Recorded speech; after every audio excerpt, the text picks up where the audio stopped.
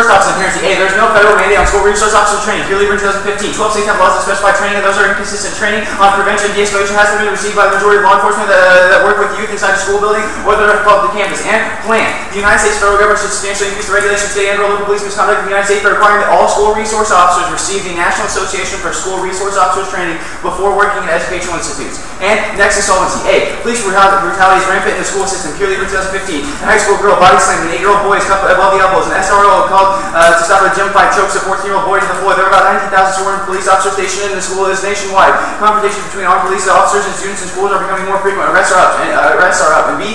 NASRO training solves. Purely in 2015. 3 levels of training prevent situations like the one in Kentucky. First, staff and officers should know the SRO's job is to keep the school safe, not discipline. When an officer does become involved, de-escalation is second. Diversion, not commands. Third, training to help recognize students with disabilities. There should be laws that they have those 3 types of training. And advantage 1 is the school to prison pipeline. First is uniqueness. A. Racial bias underlies SRO treatment of students of color. Purely in 2015. School resource officers lack training to interact with children, especially black, Hispanic, or disabled. Students of color are disproportionately punished. Black students 16% of enrollment, 27% referred to law enforcement, 31% in school-related arrests. Racial discrimination in school discipline is a real problem. And second of the links, this is a result of insufficient training. Purely in 2015. 19,000 officers in schools and stories about school discipline cause the desk all the time. Did the first come through training? Second, the executive director of the National Association of School Resource Officers? And the answer is consistently no. And B. Without change, communities of color will continue to be subject to the school to prison pipeline. Mercury in 2015. Between 1980 and 2013, the number of people incarcerated in U.S. prisons increased more than 450%, attributed to changes in sentencing policies and policing strategies following the war on drugs. Policies trickled down to the school system. These measures had a disparate impact on minority communities, were swept into juvenile and adult justice systems labeled the school to prison pipeline. And C. The school to prison pipeline fuels the prison industrial complex by beginning cycles of incarceration at youth. England 2013. The school to prison pipeline derails education and leads to poverty, crime, and further imprisonment. 1/3 of incarcerated return to prison. The rise of the prison industrial complex, coupled with a shift in state spending from education to prisons, reflected a troubling change. And D.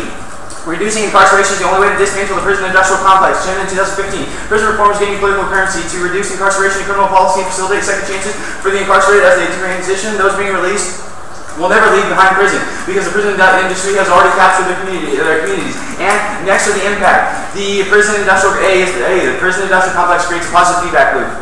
Petoskey in 2002. Prisons are for-profit factories. Prisons strengthen the portfolios of investors that produce incentive to keep prisons filled. Half of the prisons do not create jobs or profit supporters believe their responsibility is cost reduction. The priority will be to limit prison expenditures. Why provide drug rehabilitation and job training? They are expensive. Prison officials no longer feel obligated to prepare convicts to lead lives after they are released. And B. Prison treatment steals basic rights from individuals, stigmatizes inmates, and compromises their self-worth, causing dehumanization. Haney in 2001. Prisoners are denied basic privacy rights, lose control over existing conditions, reminding them of the stigmatized social world, diminished sense of self-worth, substandard treatment as internalized prisoners, thinking of themselves as the kind of person who deserves only degradation and stigma. And C. The prison industrial complex is modern slavery, reinforcing, we can skip that card and go to the D card. This caused the culture of genocide, making extermination of populations a necessity. Dillon in 2013. Black and brown people fill prisons. It is a genocidal program. Prisons as concentration camps under which the white Americans could measure their safety and change the corpses. Incarceration and experience of a hostage of the colonized. The brutality of police, courts, prisons, and economic crisis are reflective of a profound social crisis of systemic disintegration. And skip the beginning 17 card. And the barn. Let's go to advantage 2. I don't have time for all this. First is uniqueness. A. The prison industrial complex violates the right of transgender people to exist in society. We're here in 2007. The expansion of prison populations has occurred in conjunction with disproportionate imprisonment of transgender and gender non-conforming people. The sexual assault at the hands of correction officers and other prisoners has been routine. Medical and mental health neglect are documented. The rights violations produces a climate that can hardly be characterized as rehabilitative. This experience of transgender must be understood. And second is the link. A. SROs push LGBTQ students into the school to prison pipeline. Adopting in 2017. There's data that SROs push kids into the justice system. Kids who identify with the LGBTQ. Schools with the SROs noted that youth offenders likely become adult offenders. The school to prison pipeline is very real. And next are the impacts. A. Violence against trans people starts at youth, attempting to cure their non-conformism, which silence any chance of speaking against institutional violence. Where in 2011, policing of sexuality has continued in juvenile courts. Queer and trans youth were never meant to survive, magnified by a system to control their existence. Punished for same-sex behavior. Directors of jails refer to identities as symptoms. Youth who do not conform spend longer incarcerated, silencing their voices. Justice stakeholders assume concern for these youth to be coming from white advocates who believe queer and trans youth have been funneled into a system made for black children. Queer and trans are overrepresented in all feeders into the system. And B. Subjectification of life as genocide. Only change in policy solves. Kid Whitten in 2008. Treatment of transgender population should be viewed through the lens of genocide. There is no federal law prohibiting anti-transgender discrimination. Given the absence of policy designed to regulate it, is within reason to conclude absence of policy is policy. And C, I don't have to win solvency. Imagining hope breaks cycles of transphobia which leads to a more inclusive world order. Expanded at all in 2011. When activists call for an LGBT agenda, demands get called impossible. Impossible may be the best thing to embrace the impossibility of ways of living as political vision. Wrestling with a significant demand is a wake-up call the LGBT movement needs. And I guess with that, I'll open up for projects.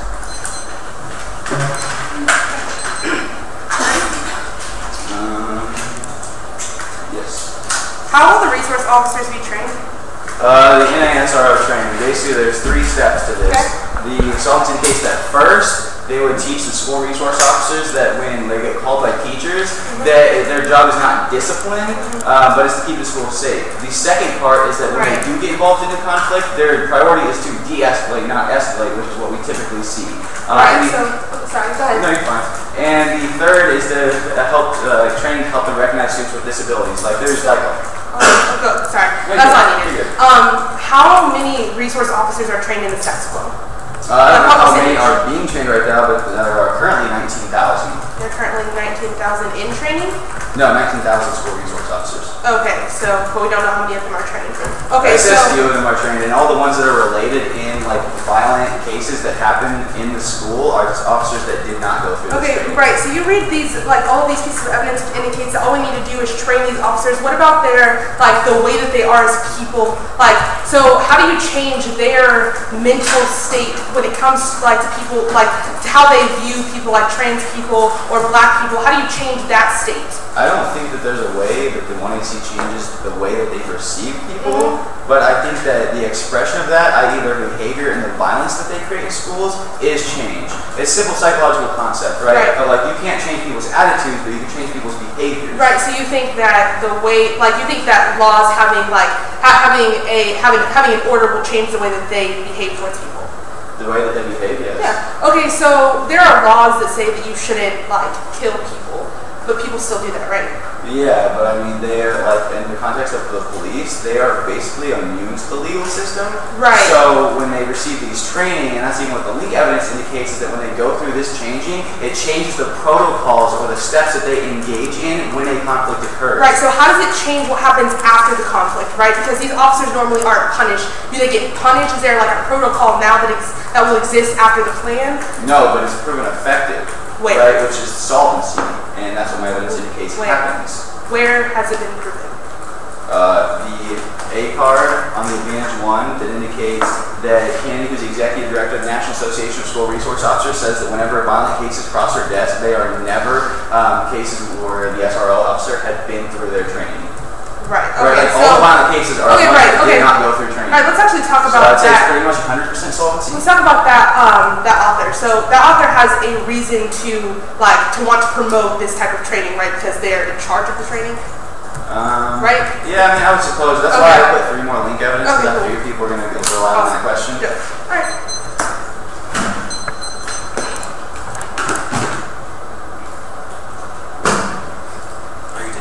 Yeah, I'm sorry I started it.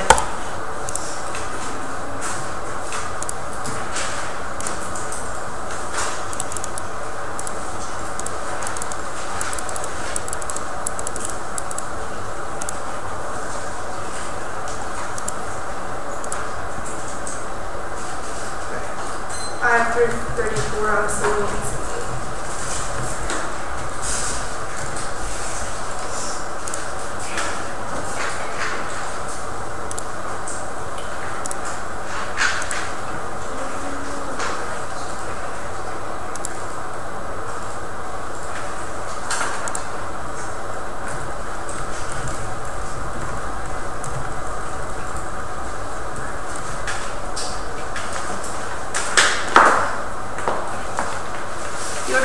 off, and then and then one advantage 2. Okay. I'll double check my address. Because last time, I sent it. I replied to all of you should be there you go. Yeah, about the time.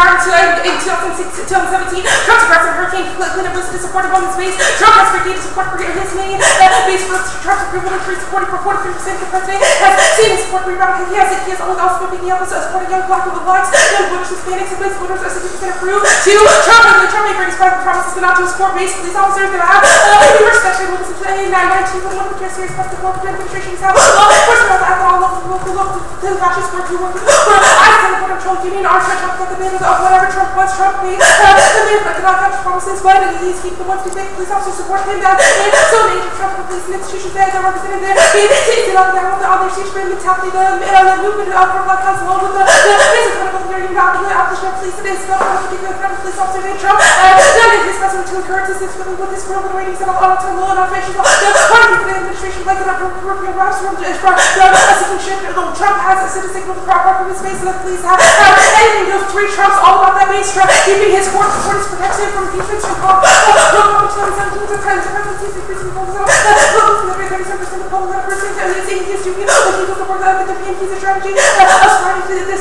scandal as a motive for transfer self-preservation. Those impeachments of this conservatives who could save him or do him so Trump does not want to get into his face because it may seem to publicly as a strategy for survival is that the top black four credible favors from the impeachment leads to first strike on North Korea. They go in 2017 Trump will have a calculate the point that this is part of the operation during the Trump case over and ever from the scandal to the local potential impeachment proceedings and had a great attack on is what of the consequences from presidents of all of engagement in their personal they are responsible for the transition of Trump and 5 U.S. first strike would cause escalation for CBA CPW making the war causes doesn't solve and triggers a mass killing to 1 in 2017 first strike will the trigger for the mass killings and activities where you can 1% chance of potentially catastrophic high cost in our international scale triggers the most possible they get 100% of the high confidence in the mobile systems that will wish to be our price heavy the agency for government that has a 54% of the military so they don't feel it has to be able to watch it getting by much more than it has some people of celebration to feel it's less supposed to have been technology all everyone this is like that listen one after one and everything because all over and over and South Korea to get companies that you don't take and all about the batteries you about thousands of the lots of mutations and you are ready and down until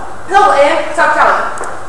Interpretation regulation is quid pro quo. OECD in 2002 regulations divided by the emphasis and government passed by the East Coast Federal that intended specifically divided by the right of behavior by individuals and firms. 2. Violation of the is regulations required penalties and non-compliance conviction in your name. The main authorization to act and predict the way the right publication you can give the right election to represent you and vote negative A, right, create red line points and one's not helpful for specificity, especially on this topic. The outcome protected out because it's for the asshole on the slide that is your this is inherently key to key in the first tournament because it sets tone for the rest tournament. B. Limit the topic to any governmental demand. The topic is massive. The impact is ground. It's not about the ground that we lose with the ground that they gain. This topic is massively as it is with unlimited pressure first last speech makes it impossible to be negative limiting the research burden. The local literature ensures fair playing around and top the curriculum galaxy condition community oriented. This program of funding on resource officer training preferred to be interpretation is the only way to objectively evaluate material totality and feasibility is arbitrary and advantage one when discussing anti-blackness it's easier to be in on police brutality as causes this is more for anti-black sentiments specifically focusing on police brutality and forces beliefs that prevent an identification of the real problem in 2014. Black police not the kind of real to get that out of the world some kind of discourse or some kind of analysis in crisis pieces that are there ready to express so they have some kind of empathy for us. This is what this why police brutality because both point the problem police brutality has never identified our problem is what complete capacity from birth to death and the problem is that the unconsciousness and if we were to actually understand that we'd understand the blackness is already criminalized and political conscious and two believes FBI and the FBI agree that white rights have infiltrated the police enforcement which means these acts can't solve for can't solve for impacts on purpose for 2017 it's clearly obvious that the vice president has to live in a police report police force FBI report and not on the in-depth rights from the other domestic extremes to maintain and police department other law enforcement agencies know some process process or national services is for for the 18,000 law enforcement agents in the United States, which was a historical connection to understanding knowledge as a resulting local police as well as sheriff department, the president, and opportunities for white supremacists and other white right-wing extremists looking to expand their own base and advantage. True, one, they're reading these arguments openly fetishizes the other experience. It becomes about who can read the most marginalized experience argument, but rather than being educated about the actual arguments from Texas Clean 2012. Black Western President Bush racist representative claiming to get deciphered from the white Supreme Court claiming to children investigation about this one of these white guilt back to white person let's say that the white person productive your ideas about blackness or other white people. It doesn't benefit people come to see issues of race fetishized through a white centric lens and invalidates and demonifies these struggles. These representations are dehumanizing and for people to use culture that they give a team and thoughts white people people see themselves as their cultural ambassadors of otherness that white people who may be wish to dominate the transgression of white property cultures without acknowledging how now could not try those cultures they their appreciation reinforces their entitlement to other cultures they have symptomatic to white supremacy but rush to defend an anti-racist identity to clarify now white people's intentions thus returning the discussion of racism back into the one about the white experience white people want to set the terms of what they believe is constructive conversion but also his movement will fail because it's not led by persons of color anything short of that would fail. This isn't about white guilt from 2013. We've offered about the table that's sitting at the press for people of color to join this table is already made ideological paradigm the role of captains of pseudo peace talks and are compromised. A lot of folks that don't want to sit at the table, the very people that is built on the assumption that marginalized them must be taught. No, we don't want to sit at your table. We want our table and not the table. We don't just want to be heard. When something we say complements your agenda. We have our audience and we need to get a completely new paradigm, not the old musty mentality working the assumption and savior mentality subconsciously by activists operate under the assumption we're supposed to need to be taught about the proper way of things. So no matter what anyone thinks, it's not about our job to fill. You should consider ours. It makes you feel uncomfortable. We've been dealing with decades. It's hard to sit at the table where racist and xenophobic and patriarchal assumptions are checked. We don't our table could respect the allies and if they're willing to put on the work, check out their assumptions and those cultural competence and anti-racism that skills are not to be mastered. Nobody knows the best for our community but us. Not only that, but he is not able to solve the root of the problem. I'm going to help with the process. Alright. Let's talk about case. Yeah, sure. The B card, actually, the A card that you read on Advantage 2. Sure. You say that how does this talk about my advantage at all? It seems like it's all in the context of fetishizing, let me pull it up, Black Lester. Right, okay, so a couple of things. One, it applies to your first advantage, but secondly, if you read like in depth of the card, I read it before the round. Can you show me the line? Oh, yeah, sure. Yeah. Chill, Brad. It says they believe their appreciation reinforces their entitlement for other cultures is symptomatic of white supremacy. So here's the thing, it's like it's about other cultures like trans culture, like trans people can speak for themselves. Like your thought process that you need to speak for people. Let's actually talk about that. Sure. Your B card that you read on Advantage 2, the white anti-racism marginalizes people. You didn't read that card. This one? This one?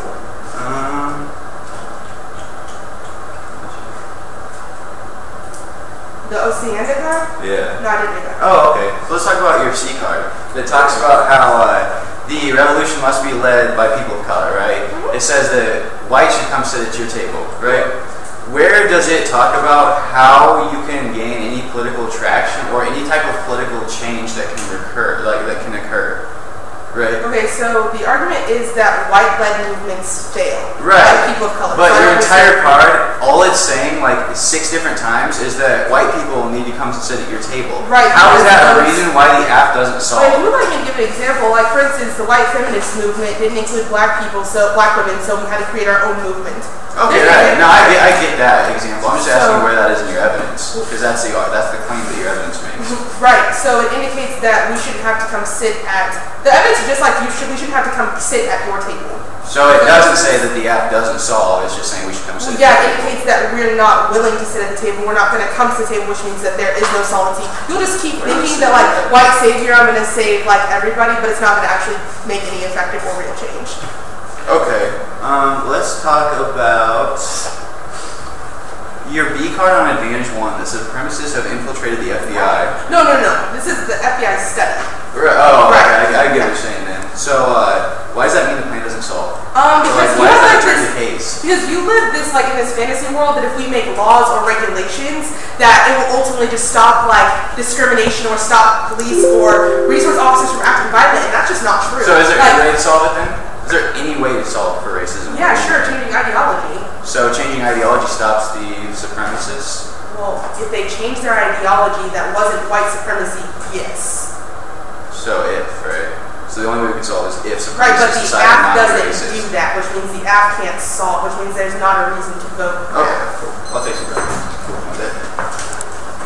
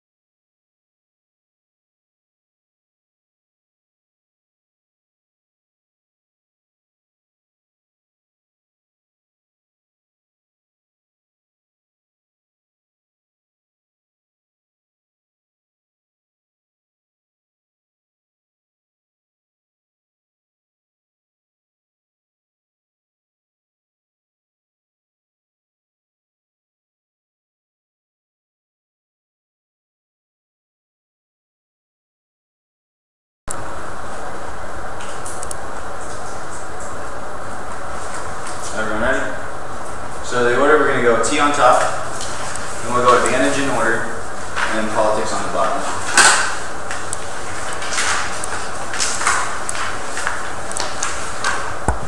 Yeah, I'm just making sure. The only thing I have in this future on this team. That'll be good. Okay. Alright, everyone ready?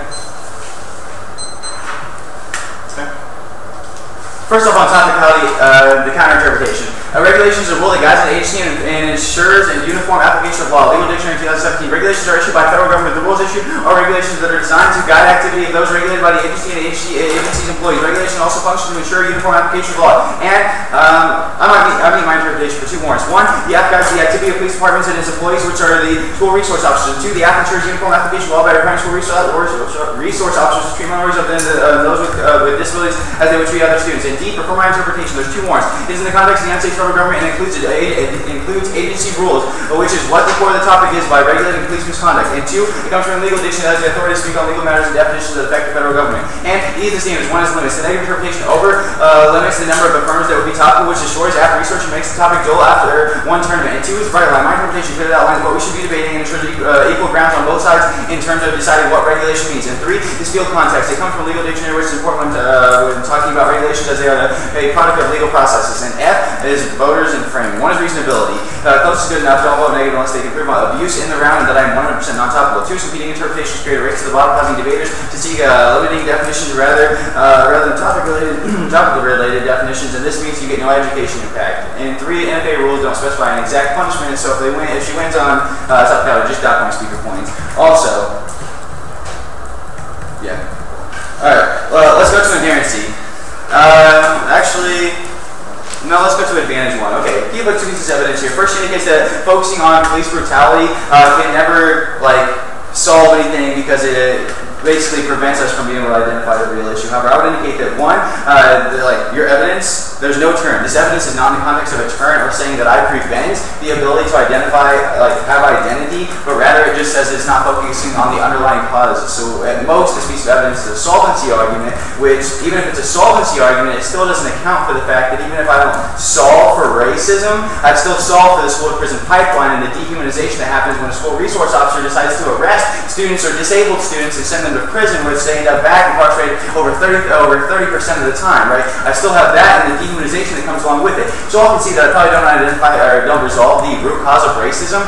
Let's be real. But video concedes the fact that I saw the school to prison pipeline, which causes dehumanization, and that we should view that through a lens of genocide, because it's a genocidal culture that is perpetuated through the school to prison pipeline that is then becomes part of the prison industrial complex, and that there is literally a for-profit system to increase incarcerated peoples and to exploit these peoples, right? Which means I'm going to be winning offense on that aspect. Second, it indicates that basically that there's supremacists in government, right? This is not offense to the 1AC. There's no reason why the 1AC can still not solve in a world where there are supremacists in the government, right? At best, this just means that, again, I don't solve racism. I'm sure I'll concede those effects. But I still have access to all my other ones, and let's move to advantage 2. Alright. So on advantage 2, there are two pieces of evidence right here. The first one indicates that basically the way that I structure the app and how I talk fetishizes this black experience or fetishizes blackluster. But one, I would say that this evidence again is in the context of me not being able to solve my race impact, which I've conceded. But second of all, it is not in the context of solving for trans violence. This evidence is not in that context, which means it is not offense against my advantage 2, which means that it still stands. And I still am able to solve the school to prison pipeline. Second, he reached a piece of evidence indicating that the basically alternative must be led by people of color. One, I can see that and solve that impact. But secondly, I would indicate that her evidence definitely does not say what that tag says. Instead, it says that white people need to sit at the table, right? I'm not sure what that means, and I'm not sure how that means that the affirmative doesn't solve, but I'm going to indicate that the affirmative probably still solves, especially if you extend across my solvency evidence, which indicates my V card, which indicates the National Association for School Resource Officers training, because whenever there is a violent occurrence within a school system, that it is never an officer who has gone through this training.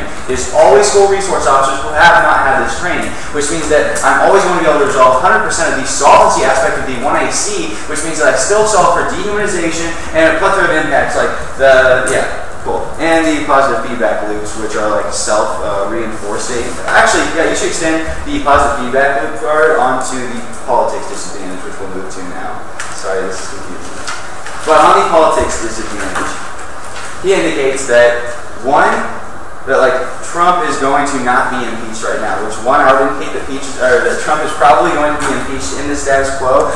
This is reflective of his approval ratings, which she cites in her own evidence of being only 30%.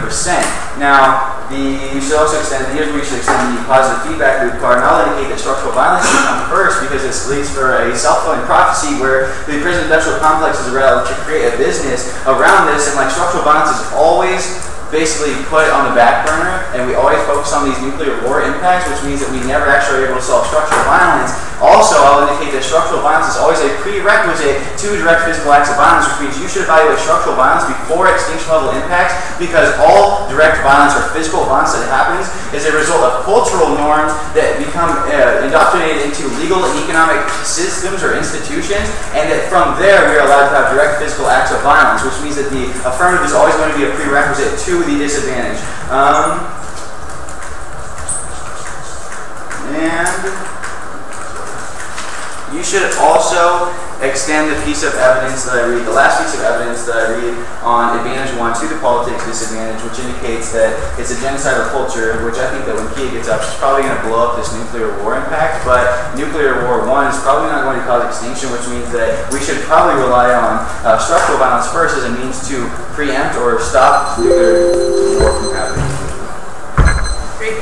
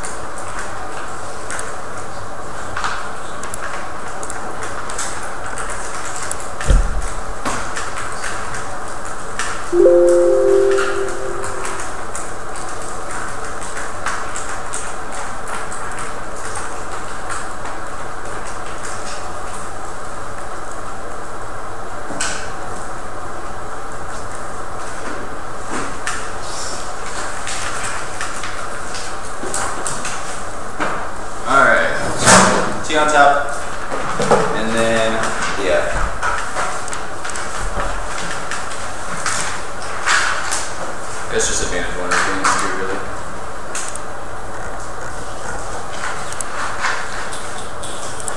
Alright, everyone ready?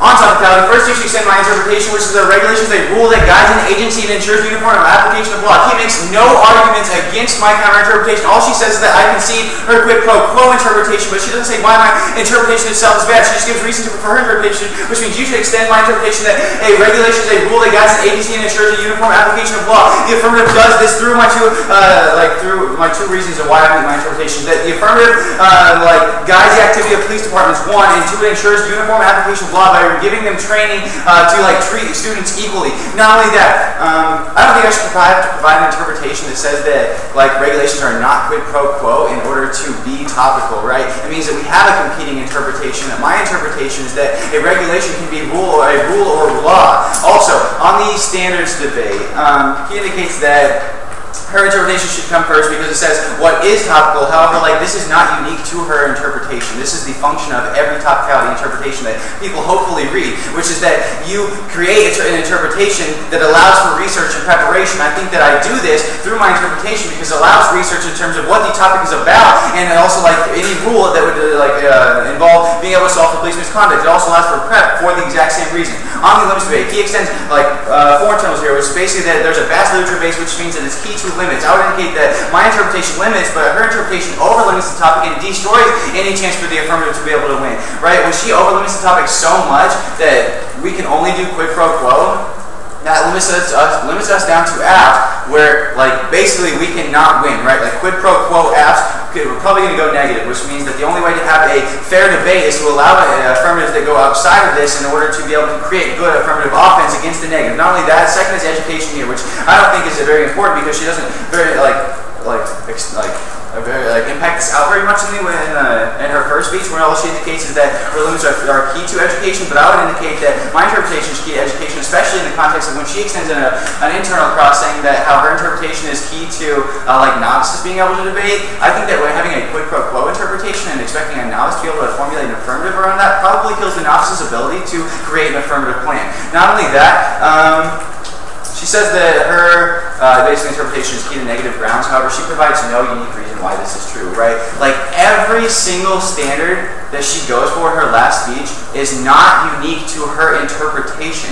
They're just blocks, which means they all go both directions. I can sit here and say, yeah, when she says the negative evidence is contextual. Yeah, mine is field context, right? So not only is my evidence contextual of the fact of legal structure, but it's also field context, which means that it comes from someone that we should prioritize in a discussion about legal practices. When she says that the negative is a bright line, the affirmative is also a bright line, right? My interpretation provides a very clear outline of what is topical and what is not topical by saying that it has to be a rule, right? If you try to pass an affirmative that's not a rule, then you're probably not topical. With that.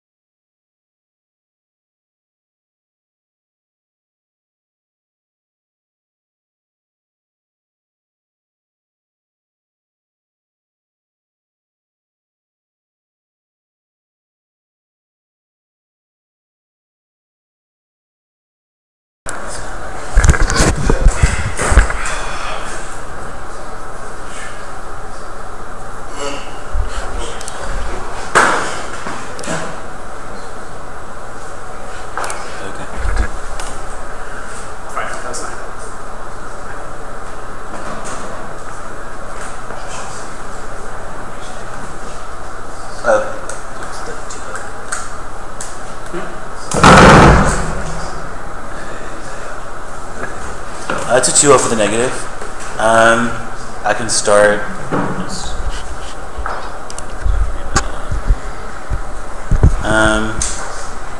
I voted negative on topicality. I think that it's pretty simple. Like, I think that the AF makes good defensive arguments about the competitiveness of the negs standards as it relates to the bright line of the field context.